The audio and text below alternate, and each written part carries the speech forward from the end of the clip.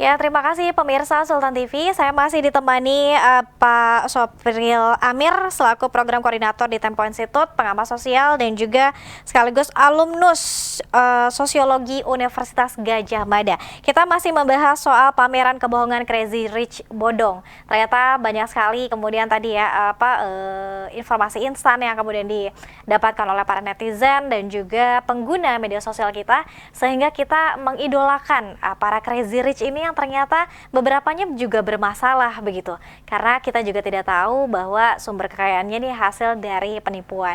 Nah, Pak Sopril, ini ada hal yang menarik. Saya membaca juga sedikit artikel Pak Sopril ini terkait dengan apakah ada kemudian sosok-sosok yang dimunculkan kepada publik Crazy Rich ini yang ada di Indonesia untuk mungkin mengalihkan isu dari rezim kekuasaan, Pak. Saya kira gini ya, Crazy Rich ini kan populernya lewat media sosial ya. Media sosial ini nggak seperti media konvensional ya, yang karena ini menggunakan platform global ya, di mana kendali pemerintah itu nggak sebesar terhadap media konvensional ya.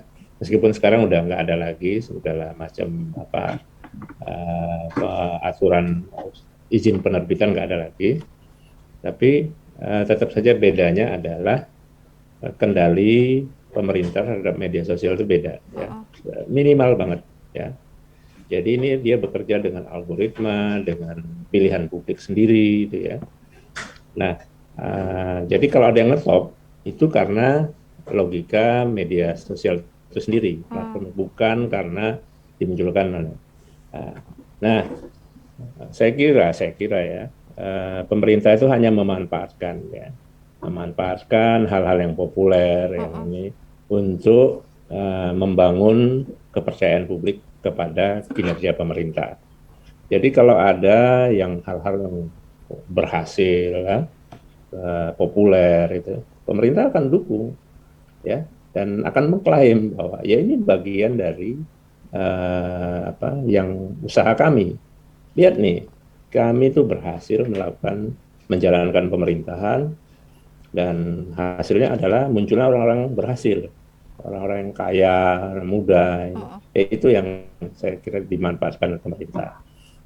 Jadi pemerintah saya kira posisinya nggak beda dengan publik, ya, sama-sama melihat ini sebagai hal yang menarik dan bisa dimanfaatkan, bisa.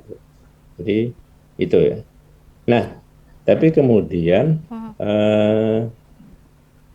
tentu saja tadi itu ya pemanfaatnya pemerintah dengan sumber daya yang lebih besar bisa menggerakkan orang untuk terus-menerus memberi perhatian pada hal-hal yang menonjol ini ya, misalnya pada Crazy Rich ini ya, untuk mengalihkan dari hal-hal yang mengecewakan. Misalnya ada saja bagian dari kegagalan pemerintah yang tidak perlu dibahas lagi, tidak atau kalau perlu dilupakan oleh masyarakat. Ya, caranya adalah seperti ini. Ya, saya kira itu pemanfaatan seperti simbiosisnya adalah seperti itu. Ya. Oke, nah tadi di segmen sebelumnya Pak Sopril juga sudah menyinggung bahwa selain kita sangat cepat mendapatkan informasi yang sepotong-sepotong, kemudian kita menjadi generasi yang tidak sabaran. Lalu bagaimana ketika misalnya para generasi milenial yang sudah mengidolakan beberapa Crazy Rich yang sudah ketahuan bodong nih Pak? Ini bagaimana Pak? Apakah kemudian ada dampaknya juga terhadap mentalnya dan merasa kecewa, dan apakah ada ketidakpercayaan yang timbul kepada para kaum milenial yang kemudian dulunya nih mengidolakan sosok-sosok ini? Saya kira kebiasaan untuk mencari solusi-solusi instan itu masih akan terus ya. Ya, ini bagian dari dampak kita menggunakan platform media sosial yang ada sekarang ini. Itu bagian dampak yang melekat ya.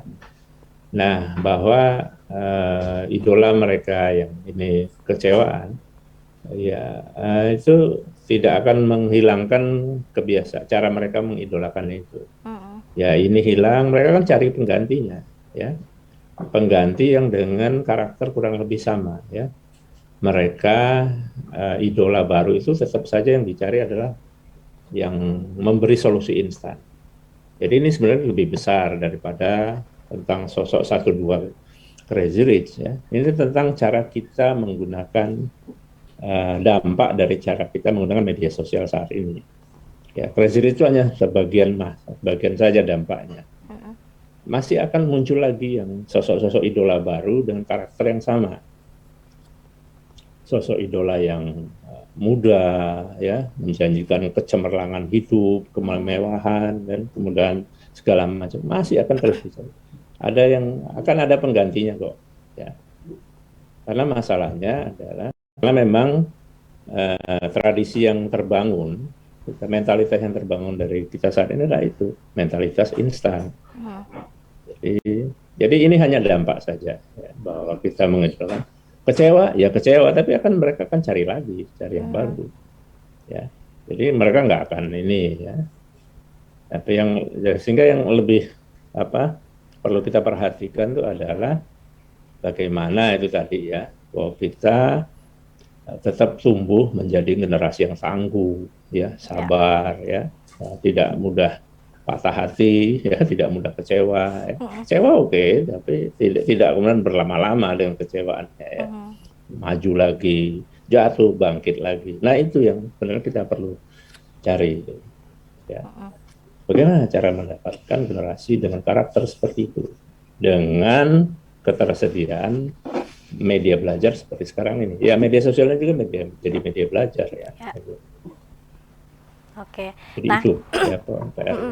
Baik. Nah, artinya sangat besar kemudian Pak, media sosial mempengaruhi perilaku, sikap, sifat kaum milenial. Apalagi mungkin sekarang karena pandemi COVID-19, pembelajaran juga daring, secara online. Yeah. Nah, ini seberapa besar pengaruhnya media sosial terhadap pertumbuhan generasi muda kita saat ini?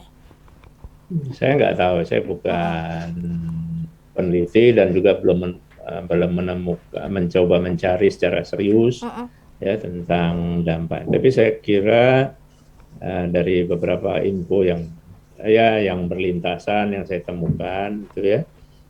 Pertama gini, ada laporan yang menyebutkan pengguna media sosial kita itu sudah hampir 80% ya, dari penduduk. Kemudian dari sekian itu sebagian besar adalah kaum muda. Kemudian lagi kita itu menghabiskan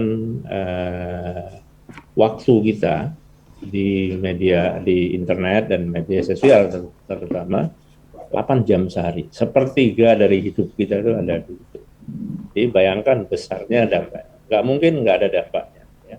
Dengan banyaknya waktu yang kita habiskan di internet dan di media sosial. Jadi pasti ada dampaknya. Nah, dampaknya seperti apa? Tadi ya saya juga menduga-duga saja. Itu perlu dicarikan, perlu diuji lagi ya. Apa yang sudah saya sampaikan tadi bahwa ya ini akan berdampak munculnya generasi yang malas, generasi yang mudah yang mudah berganti-ganti perhatian. Itu saya kira itu masih ya perlu diuji lagi. Tapi itu yang bisa saya simpulkan sejauh ini. Ya, betul. Dan mungkin termasuk kita juga ya Pak, saat ini ketika bangun tidur yang dicek langsung handphone ya, dan langsung membuka media sosial kita. Nah kemudian Pak, bagaimana kemudian kalau misalnya kita kaitkan dengan pemberitaan media konvensional dengan kemudian media sosial kita, apakah generasi muda kita juga lebih trust terhadap media sosial ketimbang media konvensional yang ada? Kepercayaan ini masalah kepercayaan ya. Pertama itu tadi ya, media sosial menyingkirkan media konvensional. Jadi ini bukan soal percaya atau enggak percaya, dibaca aja enggak, gimana mau percaya? Ya sama media konvensional, ditonton aja enggak. Kalaupun nonton biasanya itu yang sudah muncul di media sosial. Sekarang kita baca koran, baca majalah itu yang muncul di media sosial. Bukan kita nggak baca medianya langsung, ya kita nggak baca majalahnya langsung, kita nggak baca korannya langsung. tapi isi dari media itu yang dikirimkan oleh pengguna media sosial yang lain. Itu. Jadi kalau lihat gitu kan orang tuh lebih percaya pada media sosial, jauh. Bukan nggak percaya pada media konvensional, dikonsumsi aja enggak. Apanya yang mau dipercaya kan gitu ya.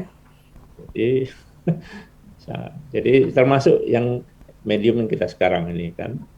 Saya yakin bahwa porsi antara yang menonton langsung ya di secara tradisional kan medium TV ini ditayangkan lewat satelit atau terestrial ya.